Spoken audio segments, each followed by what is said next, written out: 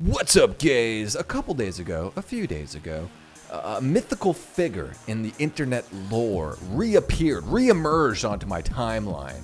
I'm talking about EDP445. You may have seen it too. He finally sort of admitted to wanting to touch children. If you remember, just a couple years ago, EDP445 was caught on camera, caught in 4K, trying to pick up a 13-year-old girl. Unfortunately, that sting operation never led to anything because it was actually just illegal. It was considered entrapment, so the cops couldn't have done anything with the incriminating evidence. And since then, he's kind of danced around the situation that he found himself in, never really truly admitting to his almost crimes, I guess. And then finally on July 7th, just a few days ago, he finally released an apology video that we're gonna look at in a second.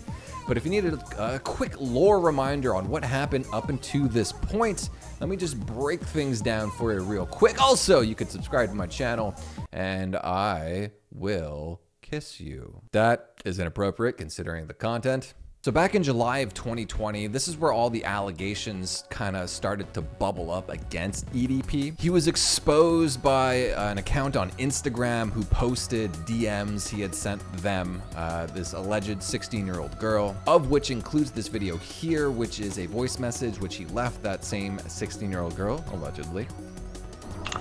Lucy, you better show me some titties. I don't give a like, talking about you want me to wish that nigga happy birthday. Like, you better show me some titties or something. But those would not be the end of the allegations for EDP in 2020. In October of that year, EDP was exposed being catfished by a person pretending to be a 17-year-old. As you can see in these screenshots here, he was saying some unsavory things, where you can see in this one specifically, he was asking that 17-year-old to help him come. And it was at that time that EDP would take his platform of, I think at this point it was over 2 million subscribers on YouTube, and speak to them directly, trying to dissuade all these allegations being thrown against him with various videos that were all hilarious because all of them were nonsensical. His defense tactics were laughable at best, self-incriminating at the worst. I mean, here's one of my favorites. Take a look at this thing.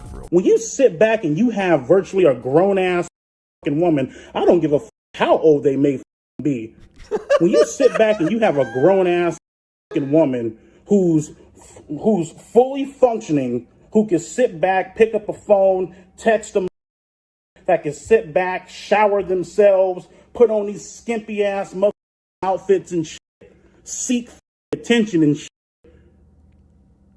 But all of a sudden, when it's the attention that they don't want, all of a sudden they want to be on this oh, I'm gonna be a little bitch and I'm gonna play victim. That was even more insane than I remember it. Oh my lord. His defense is essentially because these young girls can form sentences and aren't just like drooling on themselves, wearing helmets in public because they walk into things so often, because they don't have some kind of traumatic brain injury. His defense is essentially just because I find them sexy, how come that matter how old they is? It's a nonsensical argument.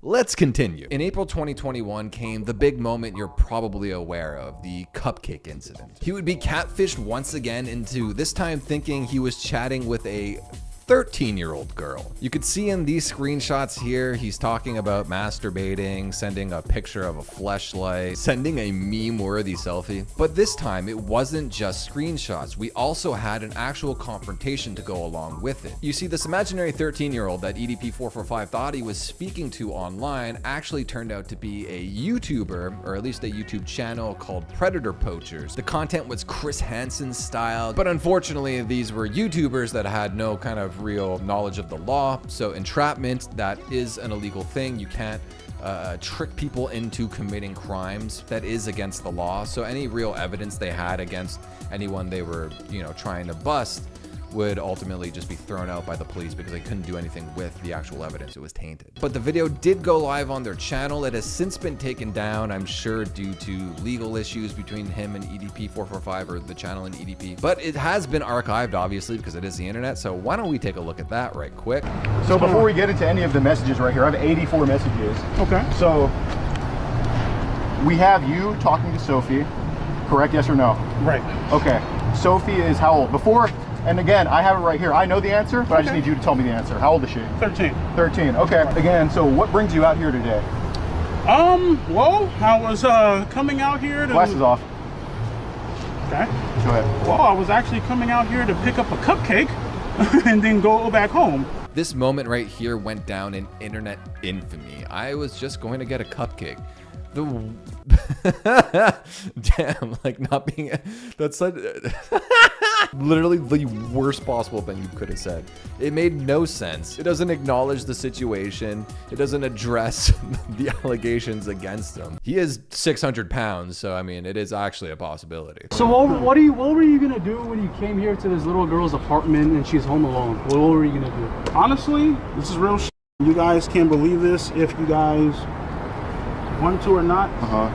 She said that she was going to bake me a cupcake. I was going to take the cupcake and go home. That's the truth. So you came here, you drove like 30-40 minutes, right? No. 20 minutes? 20 minutes. 20 minutes, you came 20 minutes to this girl's house when she's home alone to pick up cupcake and go back home? Yep. That's what you wanted to believe? I don't give what you guys believe. It's the truth. I know I'm telling the truth. Oh, so you get the point. It's a 50-minute video of him just being humiliated, coming up with the worst excuses, just not making any sense, openly admitting that he's turned on by young children, while also denying that he was trying to do anything sexual. It's just, the whole thing was just crazy. The blowback from this video was just, to say the least.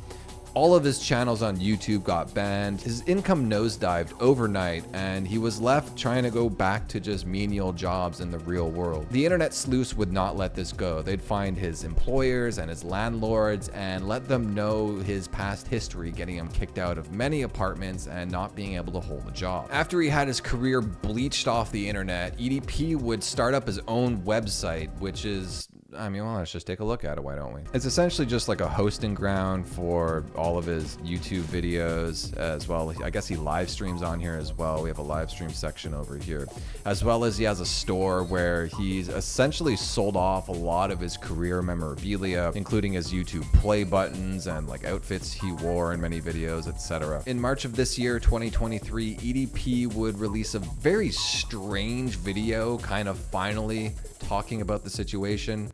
Sort of. EDP would use an AI with Obama's voice and then have like this interview about the situation where Obama would tee up these very softball questions to help prove his innocence. Okay, so you're saying that you were set up. Now, explain how that actually happened. Well, first and foremost, you know, in the very beginning, I was emailed by chat. Oh my God, this is hard to say with a straight face. In the TLDR of the video that he released with Obama was essentially him saying that it was all like a staged production, and so when he got home, he was confused. Like I thought I was playing a role here, I didn't know, and he like showed a bunch of emails. But I mean, these emails were very shittily photoshopped. I mean, you could see like the old text he tried to paint over. I don't know what his intent was here. If he was like, the only thing that makes sense is he was trying to make this into like a meme sort of thing. There's no universe where someone could be that stupid, or maybe, who knows. And that leads us to today, where finally EDP445 released a sort of apology video.